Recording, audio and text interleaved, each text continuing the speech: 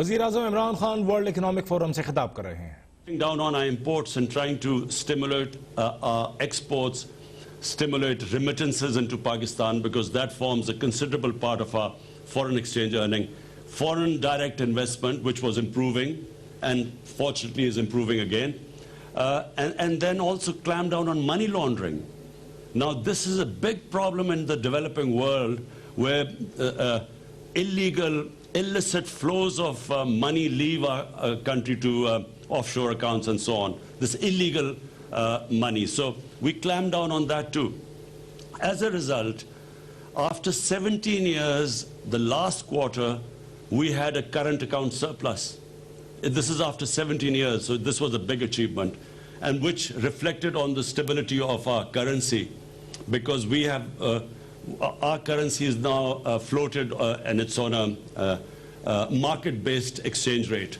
So our current currency stabilized, in fact gained in the last few months. And our exports started increasing, because previously our exchange rate was artificially kept high. As a result, the exports went down, and we had the biggest trade gap of $40 billion between import and exports. So our exports started improving. We also gave incentives to the export industry, to the industry in general. And so we are seeing, compared to all the other countries who've been hit by COVID, Pakistan is that fortunate country where our stock exchange shows that people have, the business community has confidence in us. Our exchange rate reflects that. We have now cement sales are highest in our history, which means that the construction, the incentives given to the construction sector have worked. So the construction sector is on the move, which means more employment. Our textile industry at the moment is running full. The hub of our, the city which is the hub of the textile industry, Faisalabad, they're short of labor right now. So the measures we took first stabilized and now are heading in the right direction. Of course, I say this because we do not now know, and we are praying that the second wave of COVID does not really make us take those measures which affect this, right trend, the country which is heading in the right direction. That CPEC is not exclusive to just China. CPEC is, first of all, it started with connectivity. It was a transport, a road network which connected various areas in Pakistan. Secondly, it was about power generation. We were short of power, so we needed power generation, you know, to a growing population and the growth rate. So now the second phase of CPEC is more than connectivity. It is special economic zones which we are opening up, and with special incentives there. It is about agriculture, where we really need help from China, because their productivity in agriculture is much higher than in Pakistan. And it's about also these technology institutes which we want help from China because of digitalization of Pakistan, improving our e-commerce. So we need skilled labor for that. So that's also part of CPEC. But mainly it is about connectivity. It connects Pakistan to China, which is one of the biggest markets. It is also, you talked about the railway. First time in Pakistan's history, we are modernizing our railway. And it will completely revolutionize railway travel in Pakistan, which is called the ML1. And it connects Karachi right up to Peshawar. And the next phase, we want to connect it right through Afghanistan to Uzbekistan. So it will connect us to China. And also, we hope that there will be an east-west. Unfortunately, with India right now, we have a problem. And we hope that this will change with a new government, which is a moderate government. We have where we can resume normal relationship with India. But with Iran, if sanctions are lifted there, we then have a north to south, east to west connectivity, and Pakistan's special strategic location connects it to the biggest biggest markets, as well as the energy corridor. So we are really very well placed, and CPEC is a great opportunity to now move forward from here And as I said, it's not exclusive to China. Anyone can become part of the CPEC. The key for us right now is Afghanistan. It's after a long time that there is a prospect of peace. For some reason, there were attempts for a military solution, and here's someone who kept saying that there was never going to be a military solution. Finally, the peace talks started, and Pakistan played a huge part in getting the Americans and the Taliban to sit on a table. And then it played another very difficult to get an intra-Afghan dialogue going. Now, unfortunately, the level of violence is growing in Afghanistan, and this is of concern to us because we believe that peace in Afghanistan has huge dividends, first of all to the people of Afghanistan, but then to people of Pakistan. It connects us right up to Central Asia. And as you quite rightly said, Central Asia has this huge untapped potential, which will be of great benefit to us and to Central Asia if they can connect right down. They're landlocked, and they can, through Gwadar, they can be connected to the world. So the great hope here is that there is these talks succeed and there is peace in Afghanistan. And apart from anything else, the tribal belt of Pakistan, the strip of land adjoining Pakistan and Afghanistan, they were devastated by the war on terror. And the best way to rehabilitate and to give employment to the people there is if there is peace in Afghanistan, and the adjoining areas will benefit the most from trading and connectivity. If someone asked me what was President Trump's greatest achievement, for me it is this resumption of the Afghan peace process. I feel that it was a great achievement of his because he literally forced this peace process to take place. And the fact that after so many years there's a dialogue going on, no matter how difficult, and it was always going to be difficult, the longer the conflict, the harder it is to bridge that divide which that conflict creates.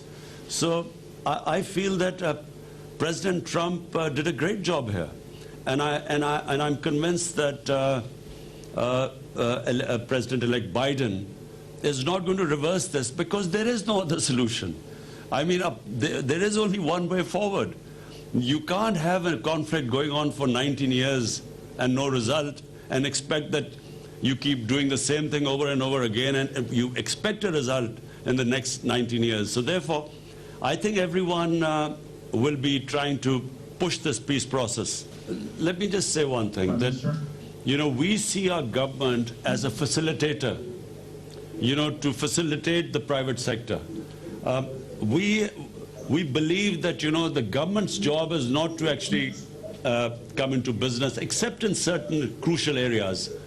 But in this field, we really believe that it's the private sector that needs to be encouraged and facilitated.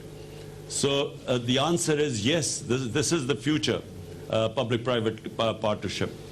And the sectors you mentioned are extremely important: agriculture, governance system, because the efficiency in governance system comes with e-governance. And we have actually set ourselves deadline when we want all our government departments to be on e-government rather than the old paper pushing. Pakistan's retail sale is almost around 125 to 130 billion dollars. It's a huge market, 220 million people, young population. More than me telling you, I would like you to tell Dr. Hafiz, what are the sort of things you want us to do? How do we encourage people like you? Because, and you mentioned groceries, this is something which really we have been working on in the past 4 or 5 months because of our food inflation. And we want somehow to encourage wholesale, or where the retail can get directly stuff from the farmers so that we can, the consumers can get low price groceries. And this has been a discussion going on within our government.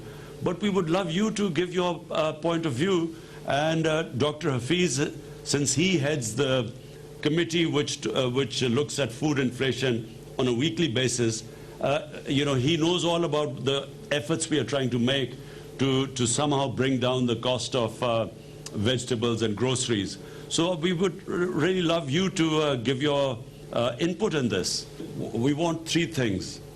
Number one, we want the actual farmers to get paid more, because at the moment they do not get paid much. The middleman gets most of the money. So the one who works hard, number one, we want him to get paid more. And secondly, we want the consumers to get a lower price. And thirdly, we would want our products to be graded. Problem is, this is, Pakistan has some of the best fruits and vegetables in the world. Problem is, because we don't grade them, we cannot market them, we can't export them as well. So, you have that expertise, so we would love to have that knowledge from you.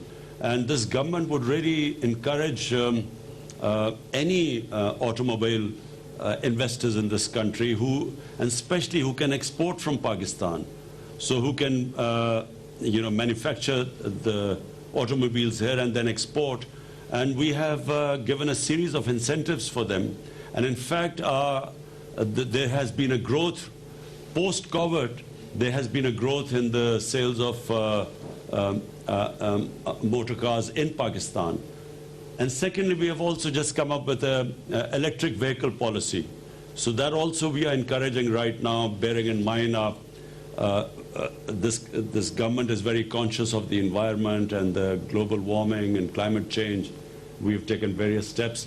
And one of them is that we are now encouraging electric vehicles to be made in Pakistan. What 28 paces in the ease of doing business we've improved in 1 year. I can just say one thing, that in Pakistan, in 60s, we were a model for the developing world. Pakistan was industrializing quicker than any other country in Asia. And Pakistan was was given an example of success.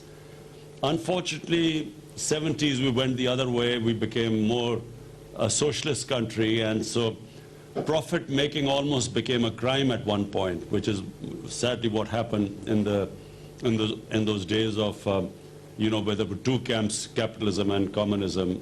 So we went that way in 70s, and that choked our industrial development. This is the first government in Pakistan since 60s which has made it a point that we want to make profit making easy for people. So we want to do everything to make it easy for investors to make profit in Pakistan. And so as a result, we are trying to remove all the impediments that were in the way of profit making. So that means dealing with regulations, with red tape, all the problems we were stuck with. And so we are moving in that direction, and it is reflected now, and especially in our construction sector, because that's one sector where 30 industries are attached to it. So once that gets going, the other 30 industries all start moving up. And that is where it has taken us almost a year to remove all the impediments that were in the way of the construction sector. And that's what we are trying to do in the small and medium industry. And Dr. Hafiz will tell you in the capital markets all the reforms that they're trying to make. So this Pakistan, the current Pakistan of the 220s, is all about creating wealth by industrializing, by making it easy for industrialists, and then using that wealth to lift up people out of poverty. And it's actually a model which China followed. Our biggest problem right now in Pakistan has been very expensive energy. We unfortunately, the sort of power generation contracts we signed in the past, the